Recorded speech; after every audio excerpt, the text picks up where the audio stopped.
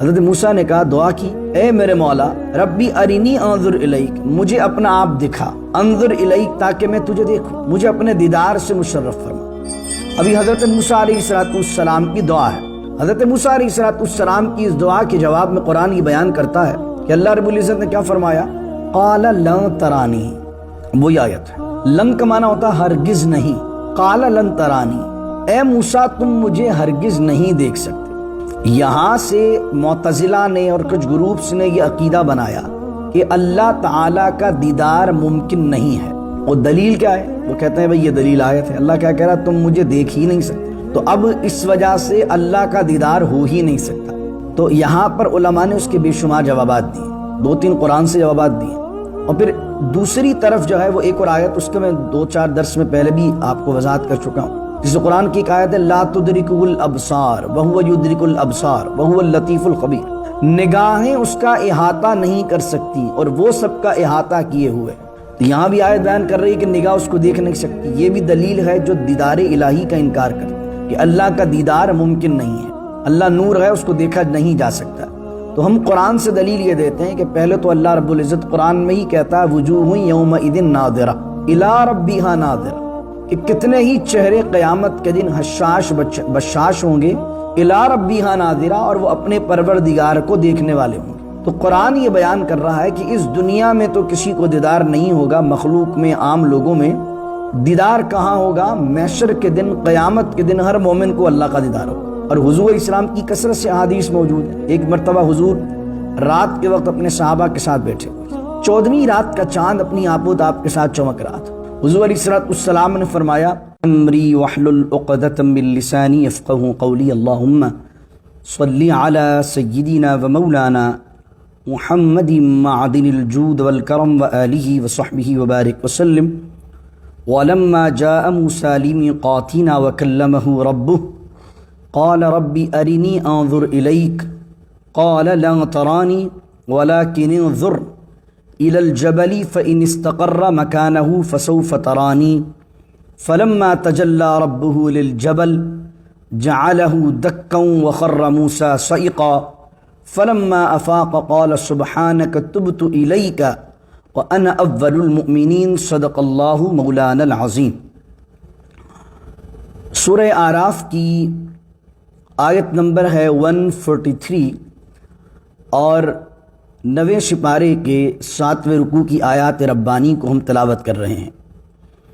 حضرت موسیٰ علیہ السلام کے حوالے سے کل ہم نے سنا تھا کہ اللہ رب العزت نے انہیں کوہ طور پر 30 راتوں کے لیے بلایا، اور اس کے بعد 10 راتوں کو بڑھا دیا تو 40 ہو گئی، اور 40 دن تک آپ نے وہاں پر روزہ رکھا، اور روزہ رکھنے کے بعد راتوں میں عبادت کی۔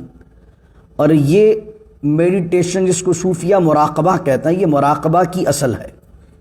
جو میڈیٹیشن کی جاتی ہے، جو تصوف میں مراقبہ کیا جاتا ہے، کہ دنیا سے قطع نظر ہو کر، تمام دنیاوی خیالات کو بھلا کر صرف اللہ کی یاد کی جائے، اس کو ایک مراقبہ کہتے ہیں۔ جس طریقے سے 40 رات اور 40 دن حضرت موسیٰ علیہ السلام نے وہ مراقبہ کیا ہے اللہ رب العزت کے لیے طور پر، اسی طریقے سے نماز کے فرض ہونے سے پہلے حضور علیہ السلام غار حرا میں جاتے تھے، اور غار حرا میں کیا کرتے تھے؟ اللہ کی یاد کرتے تھے، تو وہ بھی ایک مراقبہ کی قسم ہی ہے۔ تو 40 راتیں جب ہو گئیں تو اللہ رب العزت نے اس 40 راتوں کے بعد آپ کو اپنے کلام سے مشرف فرمایا۔ اب اس کا ذکر ان آیات میں آ رہا ہے، وَلَمَّا جَاءَ مُوسَىٰ لِمِيقَاتِنَا، اور حاضر ہوا موسیٰ لِمِيقَاتِنَا، ہمارے میقات کے لیے۔ میقات میں نے کل بھی عرض کیا تھا، حج عمرے پہ جاتے ہیں تو ایک میقات ہوتا ہے، اور وقت کے لیے بھی ایک میقات ہوتا ہے۔ میقات کا معنی اگر کسی پرٹیکولر پلیس سے ہوگا تو مقصد ہوگا مقررہ جگہ، اور اگر ٹائم سے ہوگا تو مراد ہوگا مقررہ کوئی وقت۔ فرمایا اور حاضر ہوا موسیٰ ہمارے مقرر کردہ وقت پر، کہاں پر؟ طور پر۔ وَكَلَّمَهُ رَبُّهُ، تو اس کے رب نے حضرت موسیٰ سے کلام کیا۔ اس لیے حضرت موسیٰ کا لقب کیا ہے؟ موسیٰ کلیم اللہ۔ کلیم کا معنی بات کرنے والا، کلام کرنے والا۔ تو جس طرح حضور حبیب اللہ ہے، اس طرح موسیٰ کلیم اللہ ہے، اور ابراہیم جو ہے وہ خلیل اللہ ہے۔ تو حضرت موسیٰ کا لقب کلیم اللہ اس لیے کہ انہوں نے کلام کیا۔ اللہ سے انہوں نے بات کی، کلام کیا، اور یہ کلام تمام نبیوں سے اللہ کلام کرتا ہے وحی کے ذریعے سے۔ حضرت آدم کے پر بھی کلام آیا، لیکن تمام نبیوں سے جو کلام ہوا ہے وہ ہوا ہے کوئی کسی نہ کسی واسطے سے، جبرائیل کو بھیجا ہے، کچھ نہ کچھ کلام، لیکن اللہ رب العزت نے حضرت موسیٰ علیہ السلام سے بغیر کسی واسطے کے کلام کیا۔ تو اس لیے کلام تو سب سے ہوا ہے، لیکن یہ حضرت موسیٰ کی خاصیت ہے کہ وہ کلیم اللہ ہے کہ بلا واسطہ کلام ہوا ہے، اور حضور حبیب اللہ ہے کہ حضور سے بلا واسطہ کلام بھی ہوا ہے اور دیدار بھی ہوا۔ فرمایا قال ربی ارینی، اب جب حضرت موسیٰ علیہ السلام نے اپنے رب کے کلمات کو سنا، 40 دن سے اس کی یاد کر رہے ہیں، پھر اس نے کلام سے مشرف فرمایا، اب دل میں تمنا پیدا ہوئی، قال ربی ارینی انظر الیک، حضرت موسیٰ نے کہا، دعا کی، اے میرے مولا ربی ارینی انظر الیک، مجھے اپنا آپ دکھا، انظر الیک تاکہ میں تجھے دیکھوں، مجھے اپنے دیدار سے مشرف فرما۔ ابھی حضرت موسیٰ علیہ السلام کی دعا ہے۔ حضرت موسیٰ علیہ السلام کی اس دعا کے جواب میں قرآن یہ بیان کرتا ہے کہ اللہ رب العزت نے کیا فرمایا، قال لن ترانی، وہی آیت ہے، لن کا معنی ہوتا ہے ہرگز نہیں، قال لن ترانی، اے موسیٰ تم مجھے ہرگز نہیں دیکھ سکتے۔ یہاں سے معتزلہ نے اور کچھ گروپس نے یہ عقیدہ بنایا کہ اللہ تعالیٰ کا دیدار ممکن نہیں ہے، اور دلیل کیا ہے؟ وہ کہتے ہیں بھئی یہ دلیل آیت ہے، اللہ کیا کہہ رہا، تم مجھے دیکھ ہی نہیں سکتے، تو اب اس وجہ سے اللہ کا دیدار ہو ہی نہیں سکتا۔ تو یہاں پر علماء نے اس کے بے شمار جوابات دیے، 2-3 قرآن سے جوابات دیے، اور پھر دوسری طرف جو ہے وہ ایک اور آیت، اس کے میں 2-4 درس میں پہلے بھی آپ کو وضاحت کر چکا ہوں، جس قرآن کی ایک آیت ہے، لا تدرکہ الابصار وہو یدرک الابصار وہو اللطیف الخبیر، نگاہیں اس کا احاطہ نہیں کر سکتی اور وہ سب کا احاطہ کیے ہوئے ہیں۔ تو یہاں بھی آیت بیان کر رہی ہے کہ نگاہ اس کو دیکھ نہیں سکتی، یہ بھی دلیل ہے جو دیدار الہی کا انکار کرتے ہیں کہ اللہ کا دیدار ممکن نہیں ہے، اللہ نور ہے، اس کو دیکھا نہیں جا سکتا۔ تو ہم قرآن سے دلیل یہ دیتے ہیں کہ پہلے تو اللہ رب العزت قرآن میں ہی کہتا ہے، وجوہ یومئذ ناظرہ الی ربہا ناظرہ، کہ کتنے ہی چہرے قیامت کے دن حشاش بشاش ہوں گے، الی ربہا ناظرہ، اور وہ اپنے پروردگار کو دیکھنے والے ہوں گے۔ تو قرآن یہ بیان کر رہا ہے کہ اس دنیا میں تو کسی کو دیدار نہیں ہوگا، مخلوق میں، عام لوگوں میں دیدار کہاں ہوگا؟ محشر کے دن، قیامت کے دن ہر مومن کو اللہ کا دیدار ہوگا۔ اور حضور اسلام کی کثرت سے احادیث موجود ہیں۔ ایک مرتبہ حضور رات کے وقت اپنے صحابہ کے ساتھ بیٹھے ہوئے تھے، 14ویں رات کا چاند اپنی آپ و تاب کے ساتھ چمک رہا تھا۔ حضور علیہ السلام نے فرمایا، کیا تم اس 14ویں کے چاند کو دیکھ رہے ہو؟ صحابہ نے کہا، یا رسول اللہ نعم، بالکل دیکھ رہے ہیں۔ کہا، اس کے دیکھنے میں تمہیں کوئی تکلیف ہے، کوئی دقت پیش آ رہی ہے، کوئی مشکل ہے؟ تو صحابہ کرام علی مردوان نے جواب دیا، نہیں یا رسول اللہ، بالکل آسانی کے ساتھ دیکھ رہے ہیں۔ حضور جان عالم صلی اللہ علیہ وسلم نے فرمایا، کل قیامت کے دن مومن جنت میں اپنے رب کا اسی طریقے سے دیدار کریں گے۔ اللہ، یہ حدیث بھی بیان کرتی ہے کہ تمام لوگوں کو، عام لوگوں کو، اہل جنت کو محشر کے دن اللہ اپنا دیدار کروائے گا، لیکن جو گنہگار ہیں، جو کافر ہیں، قیامت کے دن بھی وہ اپنے رب کے دیدار سے محروم رہیں گے۔ اور یہ آیت کا ترجمہ کیا ہے، یہ آیت کا مقصد کیا ہے؟ تو اس کا جواب علماء نے یہ دیا کہ اللہ نے یہ نہیں کہا کہ میں اپنا آپ نہیں دکھاؤں گا، یہاں پر یہ نہیں کہا قالا لن اریک، میں تمہیں نہیں دکھاؤں گا، بلکہ جواباً اللہ نے کہا لن ترانی ہے موسیٰ، تم مجھے نہیں دیکھ سکتے۔ میں نہیں دکھاؤں گا ایک الگ چیز ہے، تم مجھے نہیں دیکھ سکتے الگ چیز ہے، یعنی تم میں، تمہاری آنکھوں میں وہ صلاحیت میرے نور کو دیکھنے کی نہیں ہے، تو میں تو دکھانا چاہوں لیکن تم دیکھ نہیں پاؤ گے۔ اگر اللہ تعالیٰ نہیں دیدار کروانا چاہتا اپنا، تو اب آگے سنی آیت کیا ہوتی ہے۔ پہلے تو کہا لن ترانی، نہیں دیکھ سکتے، پھر اب موسیٰ بھی کلیم اللہ ہیں، اللہ کے نبی ہیں، محبوب ہیں اللہ کو۔ اللہ نے کہا چلو تم نے دعا کی ہے تو وَلَٰكِنْ انظُرْ إِلَى الْجَبَلِ، لیکن انظر إِلَى الْجَبَلِ، تو پہاڑ کو دیکھ، فَإِنِ اسْتَقَرَّ، اگر یہ پہاڑ استقرہ اپنی جگہ برقرار رہا، مکانہ اپنی جگہ جہاں یہ پہاڑ ہے، فسوف ترانی، تو مجھے دیکھ لے گا۔ اب جواب ہم یہ دیتے ہیں کہ جب اللہ نے کہہ دیا تھا نہیں دیکھ سکتے، تو پھر یہ اہتمام کیوں کیا جا رہا؟ تو اس کا مقصد ہے کہ پہلے کہا نہیں دیکھ سکتے، لیکن پھر یہ کہ موسیٰ غمگین نہ ہو، دل کے اندر جو ہے وہ ایک آرزو نہ رہ جائے، تو اہتمام کر دیتے تاکہ موسیٰ کو خود پتہ چل جائے کہ موسیٰ کے اندر اس نورانیت کو جذب کرنے کی صلاحیت نہیں ہے اللہ رب العزت نے۔ اب وہ اہتمام فرمایا، پہلے کہا نہیں دیکھ سکتے لیکن موسیٰ کلیم اللہ ہے، تو کہا وَلَكِنْ انظر الی الجبل، لیکن ایسا کرتے ہیں، انظر الی الجبل، اس پہاڑ کو دیکھ، فَإِنِ اسْتَقَرَّ مَكَانَهُ، اگر یہ پہاڑ اپنی جگہ پر برقرار رہتا، میں اپنی تجلیوں میں سے ایک تجلی اس پر ڈالتا ہوں، اگر یہ پہاڑ اپنی جگہ قائم رہا تو فَسَوْفَ تَرَانِي، موسیٰ تو دیکھ لے گا۔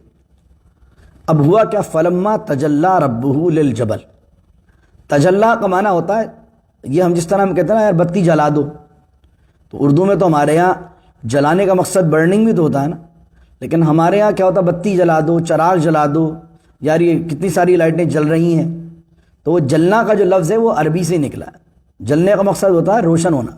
فلما تجلی ربہ للجبل، اور جب اس کے رب نے، موسیٰ کے رب نے پہاڑ کو روشن کر دیا، پہاڑ پر اپنی نورانیت، اپنی ذاتی تجلیات میں سے ایک تجلی ڈالی، جعلہ دکا، دکا کا معنی ہوتا ہے ریزہ ریزہ، تو ہو گیا اللہ کی تجلی سے وہ پہاڑ ریزہ ریزہ۔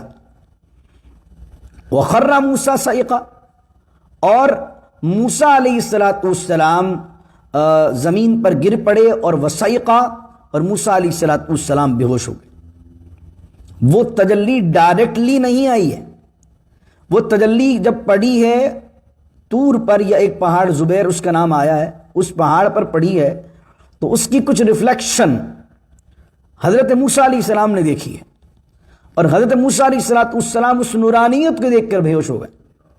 فلما افاق قال سبحانک، اب جب کچھ افاقہ ہوا، ہوش میں آئے، قال سبحانک، الہی تو پاک ہے کہ تجھے دیکھا جائے، تبت الیک، تو میں تیری طرف رجوع کرتا ہوں، میں توبہ کرتا ہوں کہ میں نے اتنا بڑا سوال کر دیا تیری بارگاہ میں، وانا اول المؤمنین، اور میں ایمان لانے والوں میں پہلا ہوں، میں اس بات کا یقین کرنے والا ہوں کہ اس دنیا میں تیرا دیدار اس عالم میں نہیں ہو سکتا۔ یہ آیت ہے 143۔ اب آ جائیے حضور جان عالم صلی اللہ علیہ وسلم کی طرف، قرآن کو پڑھیں آپ تو حضور کی شان و عظمت کیا کھل کے واضح ہوتی ہے۔ یہاں پر کون دعا کر رہا ہے؟ حضرت موسیٰ علیہ السلام، اور حضرت موسیٰ کی دعا پر پھر اہتمام ہو رہا ہے، لیکن وہاں کیا ہے 15ویں سپارے میں، سبحان الذی اسریٰ بعبدہ لیلا من المسجد الحرام الی المسجد الاقصی الذی بارکنا حولہ لنریہ من آیاتنا، پاک ہے وہ ذات جو اپنے بندہ خاص کو لے گئی مسجد حرام سے مسجد اقصی تک تاکہ وہاں کی برکتیں دکھائے۔ یہاں تمنائے حضرت موسیٰ علیہ السلام ہے کہ دیدار کر لیا جائے، اور وہاں اللہ رب العزت کی چاہت یہ ہے کہ محبوب کو مہمان بلا کر عرش بری پر بلایا جائے۔ اللہ سورہ نجم کو پڑھیے، والنجم اذا ہوا ما ضل صاحبکم وما غوا، تمام حضور جان عالم صلی اللہ علیہ وسلم کی شان و عظمت میں وہ آیات ہیں۔ بخاری شریف میں کتاب الوحی کی پہلی حدیث کو پڑھیے، حضور صلی اللہ علیہ وسلم فرماتے ہیں کہ میں مسجد حرام سے مسجد اقصی گیا، وہ انبیاء علیہ السلام کی امامت فرمائی، پھر وہاں سے نور کی سیڑھی کے ذریعے پہلے آسمان پر گیا، پہلے آسمان پر میرے بابا حضرت آدم سے میری ملاقات ہوئی، دوسرے آسمان، تیسرے آسمان، پورا بخاری میں ذکر ہے اس کا، ساتوں آسمان پر ویلکم کرنے کے لیے سارے انبیاء علیہ السلام موجود ہیں۔ جیسے ہی حضور کسی آسمان میں داخل ہوتے ہیں تو کہتے ہیں مرحبا مرحبا، آپ تشریف لائے، آپ صالح ہیں اور صالح باپ کی اولاد ہیں اور صالح بھائی ہیں۔ اس طریقے سے حضور علیہ السلام کا ویلکم کیا گیا۔ پھر رسول کریم علیہ السلام آگے بڑھے، بخاری شریف کی روایت ہے، اور بخاری شریف میں کہ حضور پہ سدرہ پر پہنچے، اور سدرہ کے بعد جو ہے جب دوبارہ آگے بڑھے، اور آگے بڑھ کر اللہ نے اپنے کلام سے مشرف فرمایا اور اپنے دیدار سے بھی مشرف فرمایا۔ عبداللہ بن عباس فرماتے ہیں حضور علیہ السلام نے اپنے رب کو 2 مرتبہ دیکھا، ایک سر کی آنکھوں سے دیکھا، ایک دل کی آنکھوں سے دیکھا۔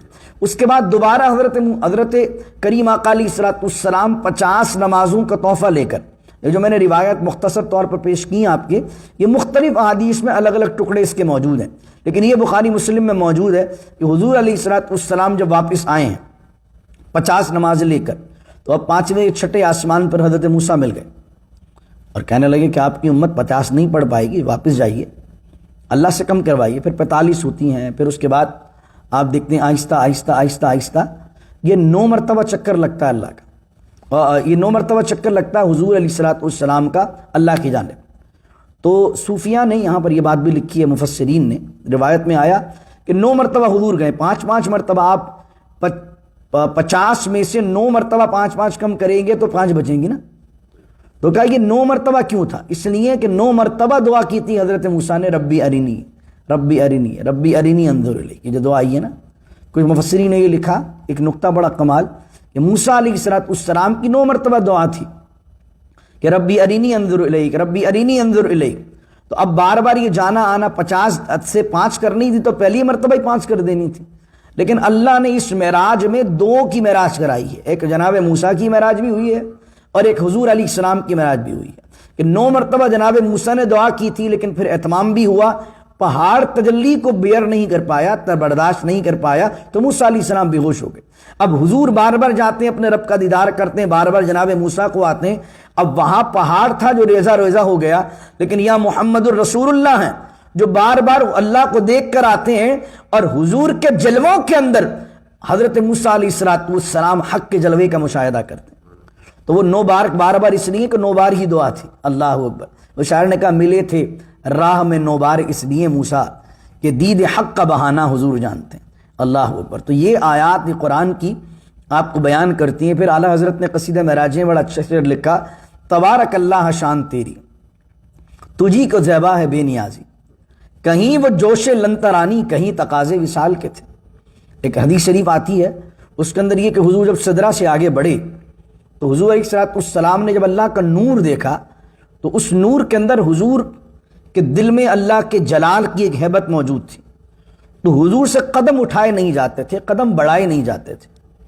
تو حدیث شریف کے اندر موجود ہے کہ اللہ نے پکارا اپنے حبیب علیہ السلام کو اور کہا ادنو منی یا احمد، ادنو منی یا محمد، اے احمد قریب آئیے، اے محمد اور قریب آئیے ہمارے نور کے جلووں میں سے۔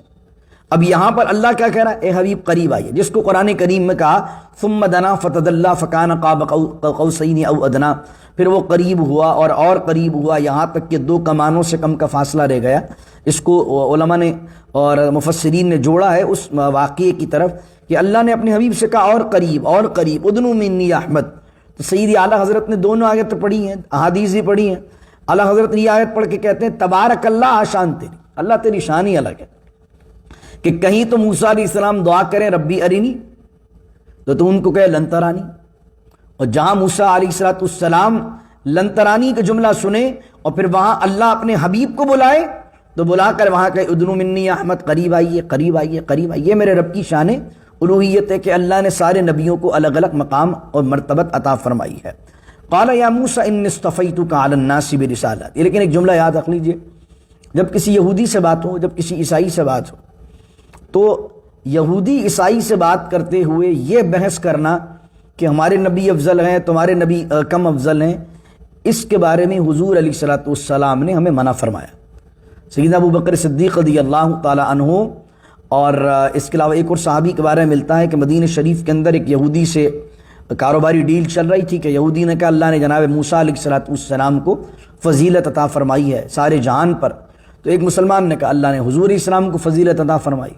اب یہاں پر کیا ہوا، مسلمان کو غصہ آیا اور اس نے پنچ لگا دیا۔ موسیٰ علیہ السلام کے بارے میں جس یہودی نے کہا تھا وہ فوراً حضور کی بارگاہ میں آیا اور کہا کہ مسلمان نے مجھے جو ہے مارا ہے۔ تو حضور علیہ السلام نے دونوں کو بلایا، جب حضور علیہ السلام نے دونوں کو بات سنی تو اب حضور علیہ السلام نے جلال فرمایا، حضور جلال میں آ گئے، حضور نے فرمایا کہ انبیاء کے درمیان ایک دوسرے کو فضیلت مت دو۔ اس سے مراد کیا ہے؟ اللہ نے خود فضیلت دی ہے، میں نے پہلے بیان کیا تھا، تیسرے پارے کی پہلی آیت کیا ہے؟ تلک الرسل فضلنا بعضهم علی بعض منہم من کلم اللہ ورفع بعضهم درجات۔ اللہ خود کہتا ہے تلک الرسل، یہ رسول ہیں، فضلنا بعضهم علی بعض، ان میں سے بعض رسولوں کو ہم نے بعض پر فضیلت دی ہے۔ لیکن جب آپ کسی عیسائی سے بات کریں گے، کسی یہودی سے بات کریں گے، اس وقت اگر انبیاء کی درمیان بات چل رہی ہے تو اب اس کے اندر آپ انبیاء کے درمیان مقابلہ نہیں کروائیں گے کہ عیسائی کے جناب عیسیٰ افضل ہیں، آپ بحث کر رہے ہیں حضور افضل ہے، اور یہودی کے حضرت موسیٰ افضل ہیں، آپ بحث کر رہے ہیں کہ جو ہے وہ حضرت کریم آقا علیہ السلام افضل ہیں۔ کیوں؟ اس سے بحث سے کیا ہوگا کہ وہ تو مسلمان نہیں ہے، وہ یہودیت کے اندر اس کے پر لازم نہیں ہے کہ حضور پر ایمان لائے کیونکہ یہودی کافر ہے، لیکن ہم بحیثیت مسلمان ہم پر لازم ہے کہ ہم جناب آدم سے لے کر حضرت عیسیٰ علیہ السلام تک اللہ کے ہر نبی کی تصدیق بھی کریں، اللہ کے ہر نبی کی تعظیم بھی کریں۔ تو خدا نہ خواستہ ہم حضور کی تعریف کرتے ہوئے ہم نے کسی اور نبی کی بےادبی کر دی تو کفر میں چلے جائیں گے، اس لیے کیونکہ اللہ کا ہر نبی معزز ہے، تعظیم کے قابل ہے۔ اس طرح حضور کی تعریف نہیں کرنی چاہیے کہ کسی دوسرے نبی کی بے ادبی ہو یا کسی دوسرے نبی کی تعظیم میں کمی آئے یا ان کا مقابلہ بازی شروع ہو جائے۔ تو حضور علیہ السلام نے اس چیز سے منع فرمایا۔ جناب عیسیٰ بھی ہمارے ہیں، جناب موسیٰ بھی ہمارے ہیں، ایسا نہیں کہ موسیٰ علیہ السلام یہودیوں کے ہیں، حضور علیہ السلام ہمارے ہیں۔ ہم امتی رسول کریم علیہ السلام کے ہیں، اور حضور علیہ السلام اسی نبوت کے تاج کے وہ خوبصورت موتی ہیں جو ختم نبوت کا صحرا اللہ نے آپ کے سر پر سجایا ہے۔ اور اس سے پہلے جناب عیسیٰ سے لے کر جناب آدم تک اللہ کے تمام نبی سچے ہیں، سچے ہیں اور اعلیٰ ہیں، افضل ہیں اور برتر ہیں، بالا ہیں۔ تو یہ چیز ہمیں یاد رکھنا چاہیے، کبھی ایسا نہ ہو کہ آپ کی یہاں بحث ہو جائے تو آپ اس پر بحث و مباحثہ شروع کر دیں۔ آخری آیت پڑھتے ہیں۔ اب حضرت موسیٰ علیہ السلام نے جب یہ بات کی تو قال یا موسیٰ، اللہ نے کہا اے موسیٰ ان اصطفیتک، ہم نے تمہیں چن لیا ہے۔ اصطفیتک صاد سے ہے، اور مصطفیٰ کا معنی کیا ہوتا ہے؟ چنا ہوا۔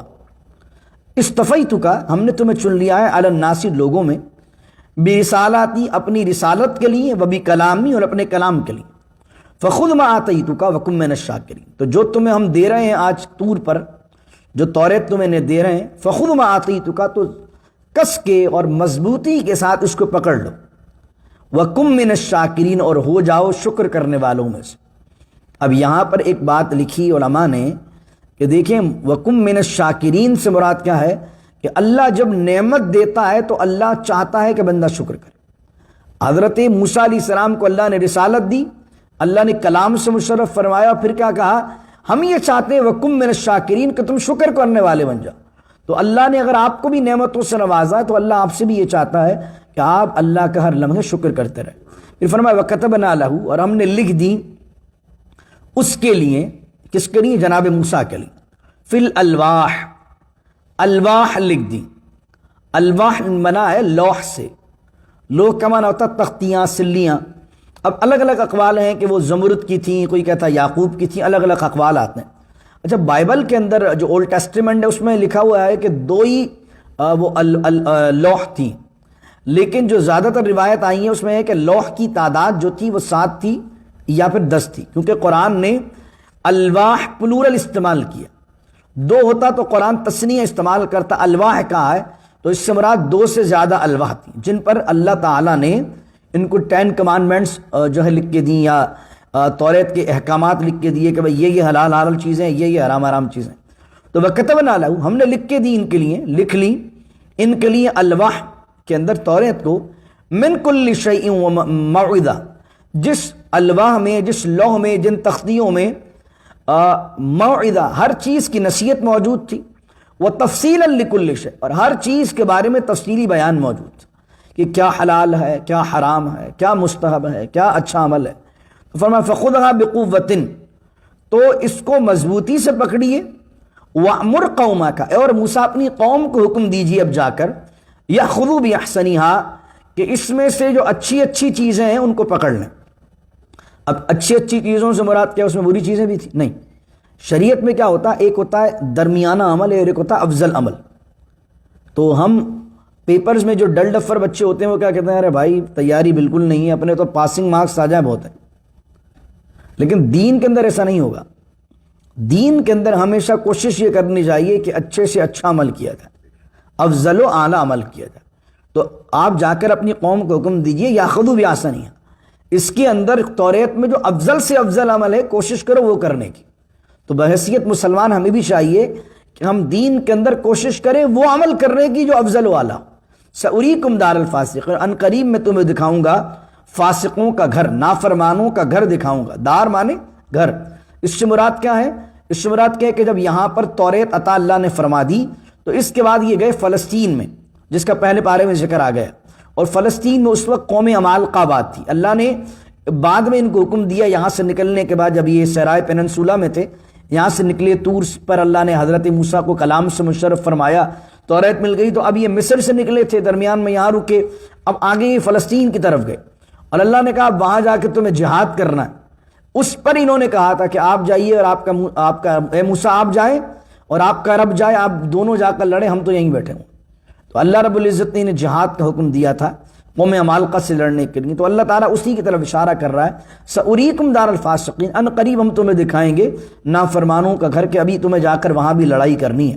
سأصرف عن آیاتی الذین، یہ دو آیات ہیں اور ان پر رکوع مکمل ہوتا ہے، اور اللہ اکبر سنیے توجہ سے، سأصرف عن آیاتی الذین، اور ان قریب ہم پھیر دیں گے یا ہم پھیر دیتے ہیں اپنی نشانیوں کو، الذین یتکبرون فی الارض بغیر الحق، ان لوگوں سے جو زمین میں تکبر کرتے ہیں ناحق تکبر کرنے والوں سے اللہ کہہ رہا ہم اپنی نشانیاں پھیر دیتے۔ اس سے مراد کیا؟ اس سے مراد یہ ہے کہ اللہ کی پورے عالم میں ہدایت کے لیے نشانیاں ہیں، لیکن اللہ تعالیٰ خود ہی ان کی آنکھوں پر پٹی ڈال دیتا ہے جو تکبر کرتے ہیں، گھمنڈ کرتے ہیں، اور ان کو ہدایت نصیب ہی نہیں ہوتی۔ اب وہی آگے اس کی تفصیل آ رہی ہے، وَإِن يَرَوْا كُلَّ آيَةٍ لَا يُؤْمِنُوا بِهَا، اگر وہ دیکھ لیں اللہ کی ہر نشانی کو، لا یؤمنوا بها، تب بھی وہ ایمان نہیں لائیں گے۔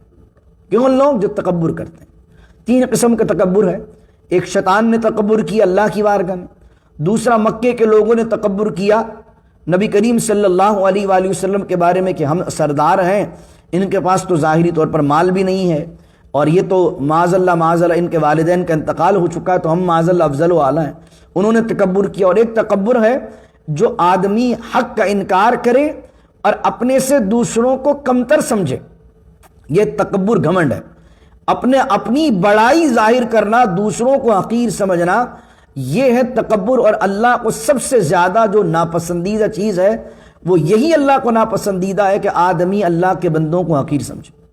تکبر صرف اللہ کی ذات کو ہے، اپنی آدمی کون بڑائی بیان کر سکتا ہے؟ کوئی نہیں کر سکتا، ایک ہی ذات ہے جو اپنی بڑائی بیان کرتی ہے، وہ اللہ ہے۔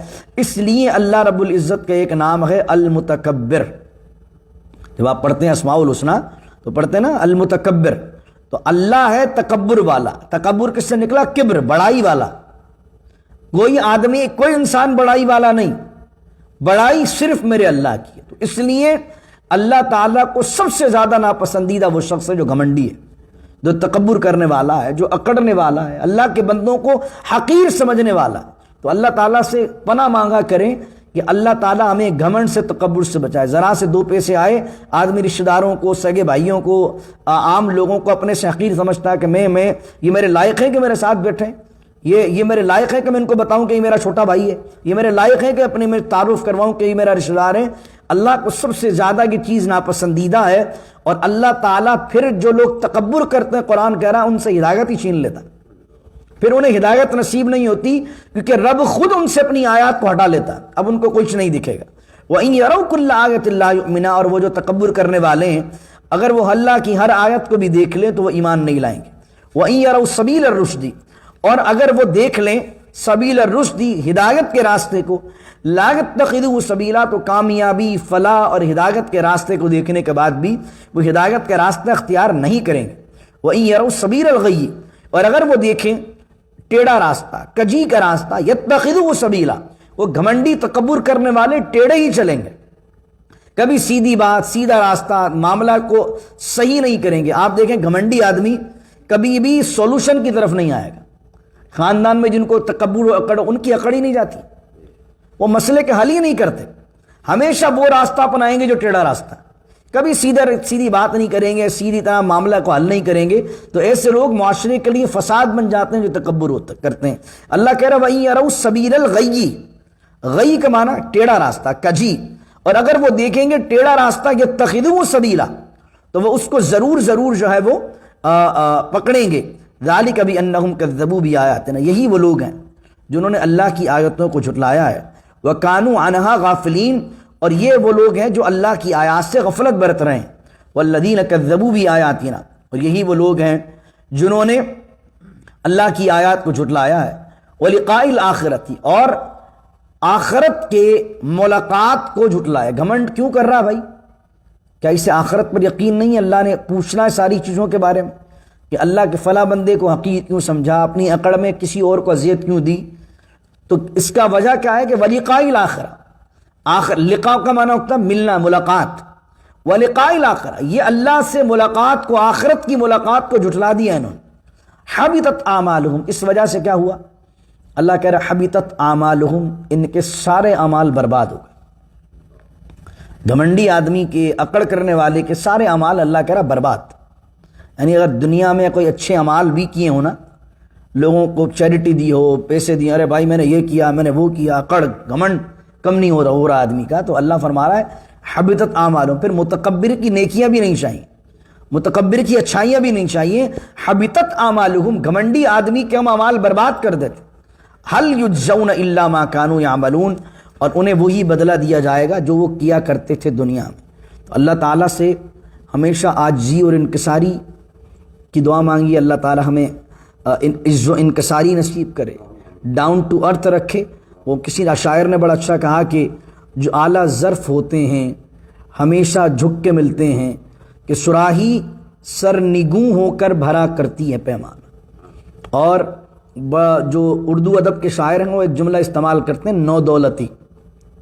ذرا سا، ایک انڈیا کی شاعرہ ہے، بڑا اچھا اس نے شعر لکھا ہے، ذرا سے قدرت نے کیا نوازا کہ آ کے بیٹھے ہو پہلی صف میں، ابھی سے اڑنے لگے ہوا میں، ابھی تو شہرت نہیں ہے۔ بات کیا ہے، آدمی کے بعد 2-4 پیسے آئے نہیں، وہ اپنا کل بھول جاتا ہے۔ اس دور میں یہ زیادہ فتنہ ہے۔ حضور علیہ الصلوۃ والسلام نے فرمایا قرب قیامت کی نشانیوں میں سے ایک نشانی یہ بھی ہے کہ جن کے پاس کل پہننے کو بنیان نہیں تھے وہ بڑے بڑے محلوں میں رہ کر فخر کریں گے۔ اور آپ دیکھیں کہ آدمی اس وقت بڑا ڈاؤن ٹو ارتھ ہوتا ہے جب جیب میں نوٹ نہیں ہوتے، اور ذرا سے 2 نوٹ اس کے پاس آ جاتے ہیں تو وہ اکڑ میں پھٹا جاتا ہے۔ اللہ سے پناہ مانگے، اللہ تعالی ہمیشہ اپنی رحمت سے ہمیں نوازے، حلال ذریعے سے ہمیں برکت نصیب کرے، اور اللہ تعالی ہمیشہ عاجزی و انکساری رکھے۔ آدمی جب تک یہ ذہن میں رکھتا ہے نا سب مجھ سے اچھے ہیں، جب تک وہ خود بہت اچھا ہوتا ہے۔ جس دن اس کے ذہن میں یہ آ جائے نا کہ یہ مجھ سے کمتر ہے، یہ مجھ سے کمتر ہے۔ تکبر صرف دولت کا نہیں ہوتا، تکبر عبادت کا بھی ہوتا ہے۔ یہ نہ سمجھیے کہ صرف دولت مند ہی تکبر اکڑ کرے گا، بعض اوقات کچھ نیک لوگ جو ہلکے پھلکی نیکیاں کرتے ہیں ان کو بھی اکڑ آ جاتی ہے۔ کس بات سے؟ میں تو نمازی ہوں، یہ تو نماز پڑھتا ہی نہیں ہے، میں تو 5 وقت کا نمازی ہوں، میں تو جو ہے وہ بڑا دیندار آدمی، یہ دیکھو یہ گناہ گار گھوم رہے ہیں، یہ فلاں ایسے ہیں، یہ فلاں ایسے ہیں۔ تو بعض اوقات عبادت کا بھی اکڑ آ جاتی ہے آدمی کو، حالانکہ عبادت وہ خود بھی کچھ نہیں کر رہا ہوتا۔ تو اللہ تعالیٰ ایسی اکڑ سے ہمیں بچائے۔ اگر ہم میں موجود ہے تکبر کسی بھی زاویے میں، اللہ آپ میں، مجھ میں کہیں بھی ہے، تو اللہ سے ہم پناہ مانگتے ہیں، توبہ کرتے ہیں، اور اللہ تعالیٰ ہماری اس اکڑ کو، ہمارے اس تکبر کو، اللہ ہمارے اس گھمنڈ کو دور فرمائے، اور اللہ تعالیٰ اپنی رضا کے لیے، لوگوں کے لیے نہیں، اپنی رضا کے لیے عاجزی انکساری ادا کرنے کی توفیق عطا فرمائے۔ آدمی کو دیکھنا ہو نا کہ آدمی کتنا عاجزی و انکساری والا ہے، تو وہ دیکھ لے کہ میرا لہجہ غریب سے بات کرتے ہوئے کیسا، امیر سے بات کرتے ہوئے کیسا۔ بعض اوقات آدمی بولتا میں تو بڑا عاجزی پسند آدمی ہوں، ارے بھائی ہم تو بہت عاجزی پسند ہیں، لیکن ساری عاجزی اس کی ہوگی نوٹ والوں کے لیے۔ اور کبھی بیچارہ کوئی ٹھیلے والا، کوئی گاڑی والا، کوئی غریب آدمی کسی کی گاڑی کے پاس ہلکی سی ٹکر لگ جائے تو کار میں سے اتر کے اس کو چماٹے مار رہے ہوتے ہیں۔ کس بات کی عاجزی تم؟ حالانکہ غلطی بھی کار والے کی ہوتی، لیکن چونکہ اب ساری عاجزی ہے امیر کے لیے، ڈاؤن ٹو ارتھ بنیں گے امیر کے لیے، ڈاؤن ٹو ارتھ بنیں گے منصب والے کے لیے۔ اگر آپ میں عاجزی اور انکساری ہے اللہ کے لیے، تو پھر آپ اللہ کے سارے بندوں سے، چاہے وہ امیر ہوں چاہے وہ غریب ہوں، سب سے عاجزی کے ساتھ رہیں گے۔ تو اللہ تعالیٰ سے دعا کریں اللہ تعالیٰ اپنے کرم سے ہر چھوٹی بڑی برائی سے ہمیں اپنی پناہ میں رکھے۔ بسم اللہ الرحمن الرحیم، الحمدللہ رب العالمین والصلاة والسلام على اشرف الانبیاء والمرسلین۔ ربنا ظلمنا انفسنا وان لم تغفر لنا وترحمنا لنكونن من الخاسرین۔ رب اجعل لي مقيم الصلاة ومن ذريتي ربنا وتقبل دعاء۔ ربنا اغفر لي ولوالدي وللمؤمنين يوم يقوم الحساب۔ ان الله وملائكته يصلون على النبي يا ايها الذين آمنوا صلوا عليه وسلموا تسليما۔ اللهم صل على سيدنا ومولانا محمد معدن الجود والکرم وآلہ وصحبہ وبارک وسلم۔ سبحان ربک رب العزة عما یصفون وسلام علی المرسلین والحمد للہ رب العالمین۔ لا الہ الا اللہ محمد رسول۔